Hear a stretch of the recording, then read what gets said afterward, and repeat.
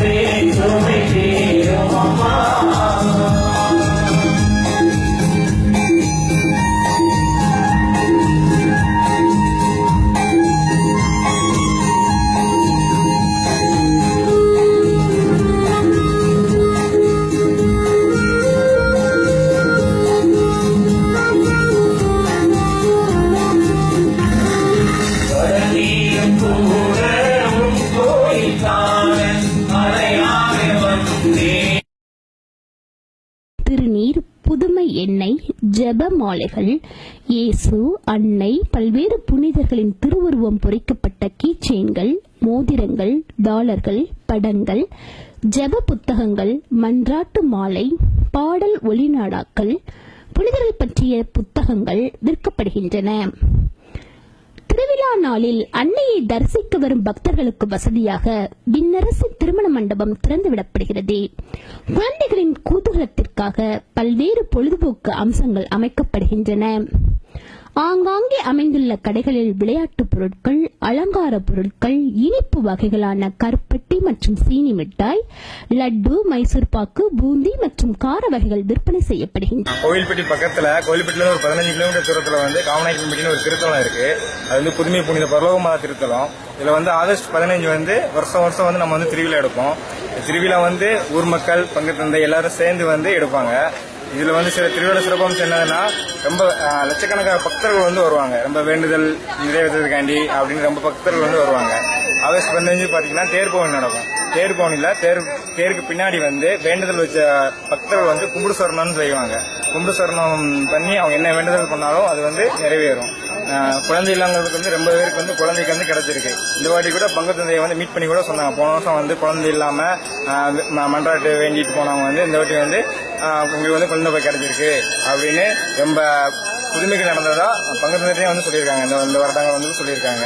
அதே மாதிரி ரொம்ப புதுமைகள் நடந்துட்டு இருக்கு. சோ இந்த திருத்தலுக்கு நீங்களும் வாங்க.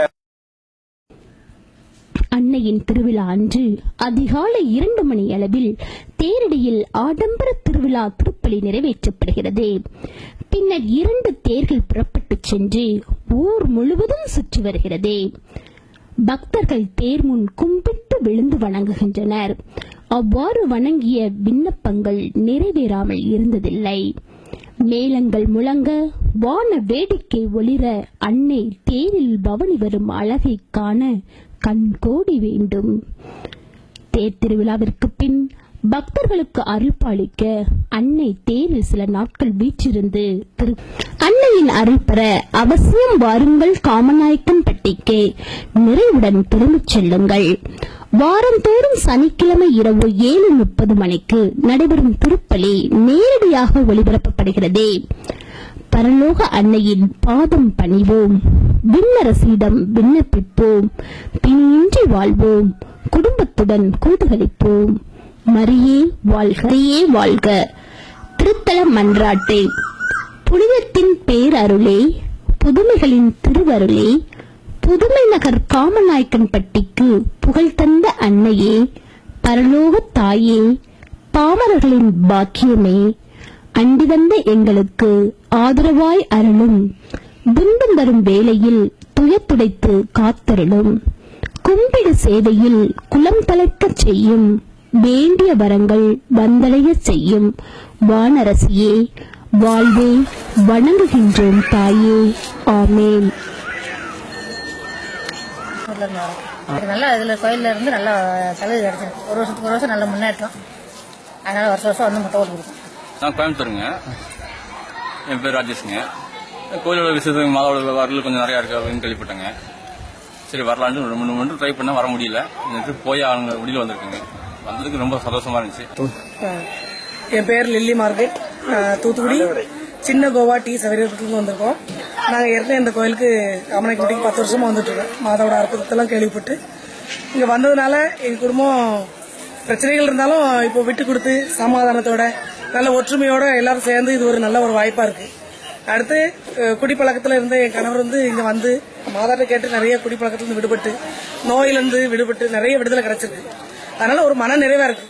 நமக்கு தாய்க்கு தாயா இருந்து நம்மள அம்மா நமக்கு இறந்துட்டாலும் இவங்க நமக்கு ஒரு தாயா இருந்து கடைசி வரைக்கும் ஒரு துணையா இருந்து நம்மளை காப்பாத்துறதுக்கு ரொம்ப ஒரு இதா இருக்கு. அதனால குடும்பம் எல்லாரும் இன்னும் ஒரு மனத்தாங்கல் எது இருந்தாலும் எல்லாருமே வரும்போது ஒரு நல்ல வாசகம் போட்டிருக்கு, நீ சமாதானத்தோடு செல், நீ கேட்கிற விண்ணப்பம் உனக்கு கிடைக்கும் அப்படின்னு. அந்த வார்த்தைக்கு ஏற்ப எல்லா மக்களும் இங்க வந்துட்டு போற மக்களும் சமாதானத்தோட அவங்க வீடு செல்லணும். எல்லாரும் ஒரு மனத்தாங்கல் இருந்தாலும் வீட்டுல போய் மனம் விட்டு பேசி எல்லாரும் மகிழ்ச்சியோட இருக்கணுங்கிறது என்னோட ஆசை.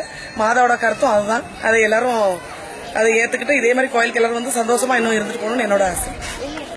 பக்தர்கள் அன்னையின் அருளை சாட்சிகளாக நின்று பறைசாற்றுகின்றனர். இந்த வருடம் 2015ஆம் ஆண்டு திருவிழாவில் காணாமல் போன சிறுவன் ஒருவனை அன்னையே அழைத்து வந்து ஒப்படைத்த புதுமையும் நடந்துள்ளது. விண்ணில் அன்னை பிறந்த நாளை திருவிழாவாக கொண்டாடி அன்னையின் பாவமில்லா ஆன்மாக்கும் தூய்மையான உடலுக்கும் புகழ் சேர்ப்போம். பாவமே தீண்டாத பரலோக தாயே போற்றி, போற்றி போற்றி. உலகாளும் தாயே, அருள் தாரும் அம்மா, உலகாளும் தாயே, அருள் தாரும் அம்மா.